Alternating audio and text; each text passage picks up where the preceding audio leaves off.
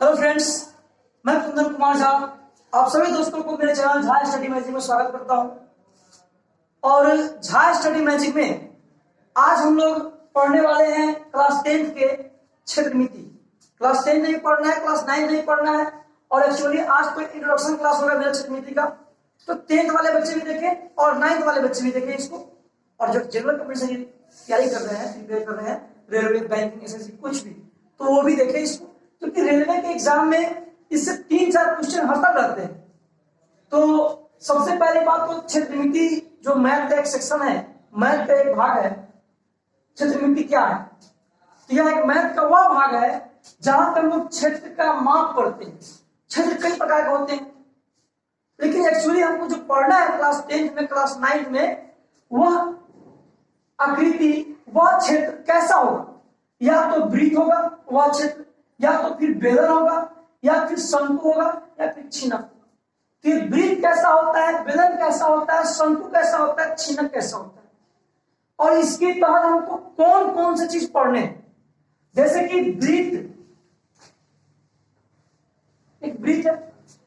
बेलन, आप लोग घर में गैस सिलेंडर देखे होंगे, गैस सिलेंडर या फिर कुछ भी, बेलन ये सिलेंडर टाइप का है।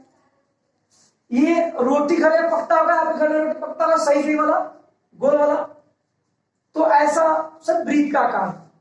या फिर आप एक बेलन का निचला भाग रहेंगे तो निचला भाग भी वृत्त में होता है। इसका दोनों भाग क्या होता है, ऊपर और निचला भाग वृत्त में होता है। अब बात आता है शंकु की। तो आइसक्रीम तो खाया होगा सबने जी। तो आइसक्रीम में जो मलाई बर्फ में भर के देता था ऐसा वाला, या फिर बर्थडे टोपी देखा है सब, बर्थडे टोपी, बर्थडे टोपी या होली वाला टोपी में ऐसा ही आकृति का ऊपर से लगता है कोबर। इसको बोलते हैं हम लोग शंकु। क्या बोलते हैं? शंकु। अब बात आता है छिनक की। तो यह शंकु का ही एक विशेष भाग होता है छिनक। जैसे कि इसका बाल्टी का आकार न बेलन होता है न शंकु होता है, वह एक शंकु का ही भाग होता है। तो हमको ये सब बातें पढ़ने हैं। इसमें सबसे पहले डिस्कस करेंगे सर ये वृत्त के बारे में। तो वृत्त में दो चीज की बातें करेंगे हम लोग। पहला तो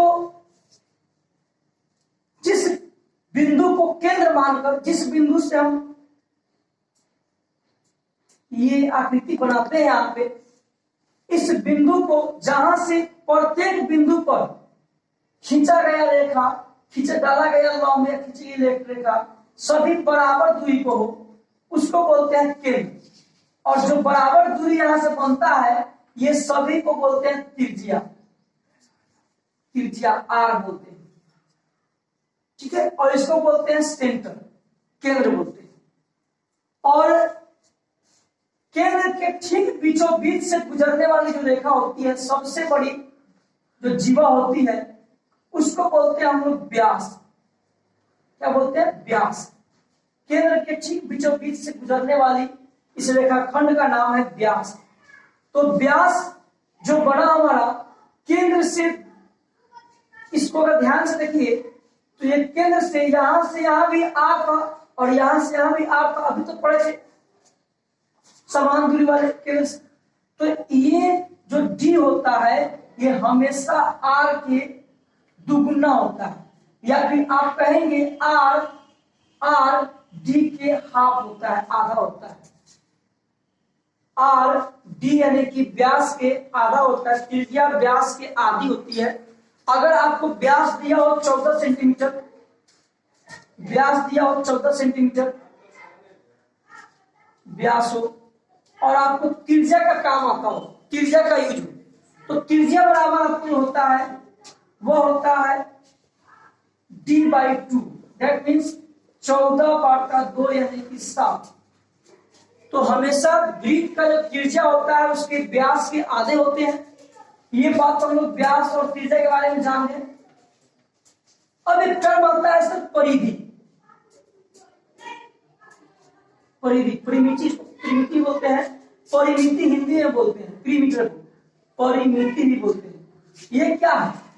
किसी भी आकृति के लिए, किसी भी आकृति में, चाहे वो वृत्त हो या फिर वर्ग हो या फिर आयत हो, किसी भी आकृति के चारों ओर की जो कुल लंबाई होती है, चारों ओर की तय की जो कुल दूरी होती है लंबाई, इसी को बोलते हैं हम लोग परिमिति या परिधि बोलते हैं, परिमिति या परिधि बोलते हैं। तो वृत्त के त्रिज्या बराबर तो समझ गए कि आधा करेंगे जी का दिया रहेगा तो निकल जाएगा। इसकी परिधि, परिधि बराबर फॉर्मूला होता है 2 पाई आर। क्या होता है? 2 पाई आर। ये पाई क्या है? तो ये पाई जो है इसका एक वैल्यू होता है, कांस्टेंट वैल्यू होता है, वो होता है पाई स्क्वायर का 7। कहीं कहीं 3.14 भी लिया जाता है, 3.14 भी इसका मान लिया जाता है। कभी कभी इसका भी हो जाएगा, इसका भी हो जाएगा, और जहां भी इसका हो जाएगा दिया गया रहेगा कि पाई का मान को ये रखना है या फिर ये रखना है। क्लियर? इस पूरे लेसन में ऐसा यूज होने वाला है। तो परिमाप या परिधि, इस परिमाप या परिधि का फॉर्मूला ऐसा होता है। फिर आता है सर वृत्त अगर है तो उसके अंदर वाली आरी घूम गई, चारों तरफ घूमे तो हम मेरा परिधि या परिमाप। इसके अंदर का जो जगह होगा उसी को बोलते हैं एरिया, क्षेत्रफल, उसी को बोलते हैं क्षेत्रफल। तो वृत्त के क्षेत्रफल का फॉर्मूला होता है पाई आर स्क्वायर, जहां आर क्या है? त्रिज्या है, पाई का मान ये दोनों में से कोई भी एक हो सकती है। ठीक है, पाई का मान या तो 22/7 रखना है या फिर 3.14 रखना है, और आर क्या है? त्रिज्या आर का स्क्वायर। ठीक है, और बात आता है आर का स्क्वायर करने के लिए, जैसे कहीं मान लीजिए आर 55 सेंटीमीटर हो, 45 सेंटीमीटर हो, तो इसके लिए मैंने पहले से ऑलरेडी वीडियो बना रखा है। आप उस वीडियो को जाइए और देखिए, वहां से स्क्वायर निकालने का बेहतरीन ट्रिक बताया गया है। उस ट्रिक से आप स्क्वायर निकाल सकते हैं। क्लियर? तो आइए हम लोग ये बात समझ गए, वृत्त के परिमाप या परिधि बराबर 2 पाई आर, वृत्त का क्षेत्रफल बराबर पाई आर स्क्वायर। ये मेन हमारा यूजफुल है 12.1 में वृत्त के बारे में। अब थोड़ा बात करते हैं बेलन के बारे में। आज इंट्रोडक्शन क्लास था मेरा, इंट्रोडक्शन थोड़ा चलेगा पूरे का, पूरे क्षेत्र में जो पढ़ना है हमको सबका थोड़ा थोड़ा पढ़ लेते हैं, फिर उसके बाद इसके जो क्वेश्चन आएंगे उस पर हम डिस्कस करेंगे। अब बात करते हैं सर बेलन का। इंग्लिश में बोलते हैं सिलेंडर। सिलेंडर में आप इसका आकृति से देख रहे हैं ऐसा वाला, यही है बेलन, सिलेंडर। तो ये सिलेंडर है तो इसमें ऊंचाई जरूर है। देखो यहां से ये ऊंचाई, एक ऊंचाई भी है, और दूसरी बात कि इसकी कुछ मोटाई भी होगी। ये मोटाई निर्भर करेगा इसकी त्रिज्या पर, यही बताएगा इसकी त्रिज्या। जो मोटाई होगी वह त्रिज्या को बताएगा। अगर यहां से यहां तक की जो दूरी है, मान लो यहां से यहां तक पूरा मोटाई था, तो निचला भाग वृत्ताकार है, निचला भाग वृत्ताकार है, ऊपरला या निचला कोई बात हो, ऊपर का भाग या नीचे का भाग दोनों क्या है? वृत्ताकार है। तो ये इसके दोनों ऊपरी वाला भाग वृत्ताकार होते हैं, और ऐसे ही वृत्त के बहुत सारे मिलने से तब जाकर के एक बेलन का निर्माण हो पाता है।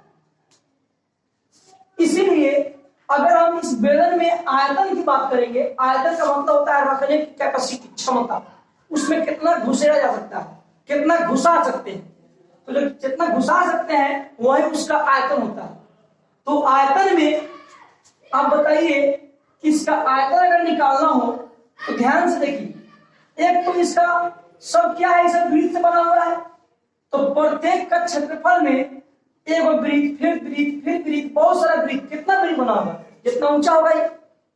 तो अगर हमको एक वृत्त का क्षेत्रफल होता है पाई आर स्क्वायर, और उसके ऊंचाइयों में हम गुना करते हैं h से, तो ये मिल जाएगा आयतन, तो जाएगा आयतन। यानी कि आयतन बराबर बेलन के आयतन बराबर किसका? बेलन का आयतन बराबर मेरा हो जाएगा पाई आर स्क्वायर एच। क्लियर? वही बात करेंगे सर इसका क्षेत्रफल का। क्षेत्रफल दो तरह से होते हैं। एक क्षेत्रफल तो ऐसा होगा कि केवल टेढ़ का भाग निकाल लीजिए। एक क्षेत्रफल क्या होगा? टेढ़ का भाग निकाल लीजिए। जैसे कि टेढ़ का भाग बोलते हैं वक्र पृष्ठीय क्षेत्रफल। और कोई फोल्डिंग वाला कॉपी दे रहा है यहां से आप इसको देखें ध्यान से, तो ये हमारा एक बेलन की तरह बना हुआ है। यहां से बेलन की तरह बना हुआ है, बेलन की तरह बना हुआ है। तो इस बेलन का ऊपरी वाला भाग तो वृत्ताकार है, निचला भाग वृत्ताकार है। सिलेंडर दिख रहा है ना जी। अब इसमें हमारा ये जो भाग है, ऊपर वाले भाग जहां जहां टेढ़ है, उस भाग को बोलते हैं वक्र पृष्ठीय। और इसको और इसके अंदर वाले मिला करके उसको बोलते हैं संपूर्ण पृष्ठीय। क्या बोलते हैं? संपूर्ण पृष्ठीय। तो अगर हम बात करें वक्र पृष्ठीय क्षेत्रफल का,